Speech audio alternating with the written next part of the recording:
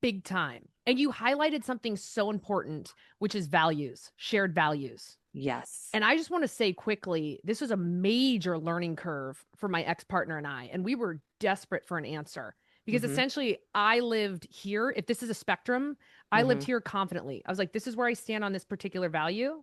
I know Mm-hmm. it for a fact. I know this is my first relationship, but I'm looking around the people I respect and we're all in line. He Mm-hmm. didn't have anyone healthy to look up to in that area. Yes. So he's like, I think I'm here. I Mm-hmm. think, but you're Mm-hmm. not worth losing. So let me come here. Yep. And that's Yep. the exact ingredient for resentment.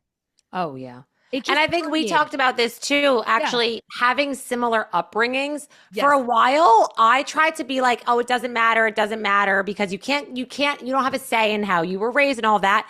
It does matter. I will Yeah. tell you some of the most toxic relationships I've ever been in. I have a hot take on this. I think that guys have daddy issues more than girls do. And I think any guy that I've dated that's been pernicious in any way has Hmm. had a terrible relationship with their father, number Hmm. one. Because if Yeah. it's not modeled to you on some level, but also, so my partner now, like we grew up very similar in the sense of like there was a lot of respect in the household. We both Yeah. grew up like playing sports. Like he really respects his parents. Like family values, right? Like you have to have those similar values of like respect and integrity and whatever that is for you, and understanding that if you waver on those, that Hmm. it will become a problem down the road. Totally. And I want to ask you this to play devil's advocate. What would you say to those who push back and get really offended by that? They're like, well, my husband had a terrible upbringing and get really charged up by that.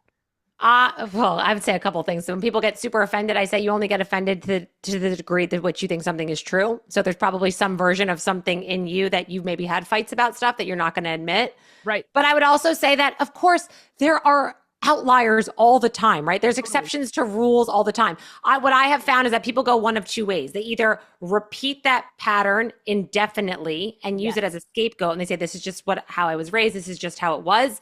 Or you see somebody who's like, I had this upbringing and I realized I do not want that dynamic at all. And they did the work not because of you. They did the work despite you and before they met you. And they identified that pattern way earlier. So they've already known that and they knew their chinks in the armor coming in of saying, hey, I grew up in this, the way that I grew up, the way my dad talked to my mom or whatever it is, I don't like that. I'm not going to repeat that pattern. They already shared that with you early on. Not a plea bargain of when you're leaving the relationship after 6 months and being like, and now I'm going to change. Really? Oh, now? Okay. That's Interesting. huge what you just said. That's Yeah. huge what you just said.